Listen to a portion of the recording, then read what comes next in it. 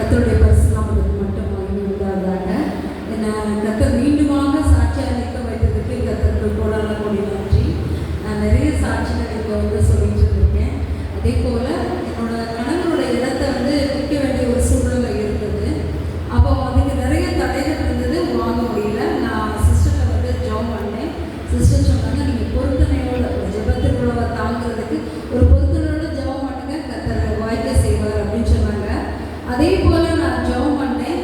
அதே போல் சிஸ்டர் திரும்ப கேட்குறப்ப, உங்கள் சகோதரர், அதாவது கணவரோட சகோதரரே வாங்க போகிறாரு, அவர் கையில் இருக்க ரூபாயை கூட கர்த்தர் சொல்கிறார், 5 லட்சம் வச்சுருக்காங்க, அதுதான் சொல்கிறார் வாங்க போகிறாங்க அப்படின்னு சொன்னார். எவ்வளோ பெரிய கர்த்தர், அருமையான கர்த்தரை நம்ம சேவிச்சுட்டு இருக்கோம்.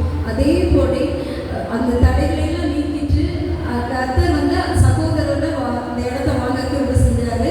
என் பொருத்தனையும் நிறைவேற்ற கர்த்தர் கிருபை செஞ்சாரு. 2வது, என் கணவருக்கு மூட்டு வலி ரொம்ப இருந்தது. அந்த நீர் ஆப்ரேஷனில் கூட கர்த்தர் கிருபையாக இருந்து நீ ஆப்ரேஷன் பண்ணி, நீ ரீப்ளேஸ்மெண்ட் ஆப்ரேஷன் பண்ணி இப்போ நல்ல முறையாக நடக்க கர்த்தர் கிருபை செஞ்சிருக்காரு. இன்னொன்று, நான் ஏற்கனவே சொல்லியிருக்கேன், நான் தலைமை ஆசிரியராக இருக்கேன்.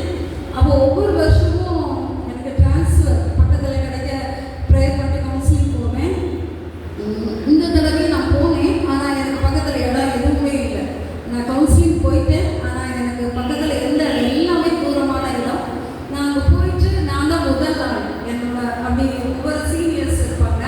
அப்போ நான் எல்லா டீச்சர்ஸ் கேட்குறேன், எந்த இடத்த போய் கேட்க போகிறாருங்க அப்படின்னா, நான் எதுவும் கேட்க போகிறது இல்லை, வேண்டாம்னு தான் சொல்ல போகிறேன். ஏன்னா எனக்கு எதுவுமே பக்கத்தில் இல்லை அப்படின்னு சொல்கிறேன். 9 மணிக்கு ஆரம்பிக்க வேண்டிய கவுன்சிலிங் நான் எனக்கு லேட்டாக போகிறேன். 10 மணிக்கு பார்த்தீங்கன்னா இன்னொரு ஹையர் செகண்டரி ஹெச்எம்ஸ் கவுன்சிலிங் ஆரம்பிச்சிச்சு. நான் உட்காந்து ஒவ்வொரு இதாக ப்ரேயர் பண்ணிட்டு இருக்கேன். எதுக்காக நீங்கள் கூப்பிட்டு வந்தீங்கன்னு வீட்டில் கற்றுறேன். ஏன்னா ஒரு இடமும் எனக்கு இல்லை, நான் சும்மா வேணான்னு சொல்லிட்டு போக போகிறேன் அப்படின்னு சொல்லிட்டு எனக்குள்ள ஒரு எண்ணம் இருந்திருக்கு. கரெக்டாக 10:30 மணிக்கு மேலே ஒரு வேக்கண்ட் உருவாகுது. அது உண்மையிலே எனக்கு ரொம்ப ஆச்சரியமானதாக இருந்தது. ஏன்னா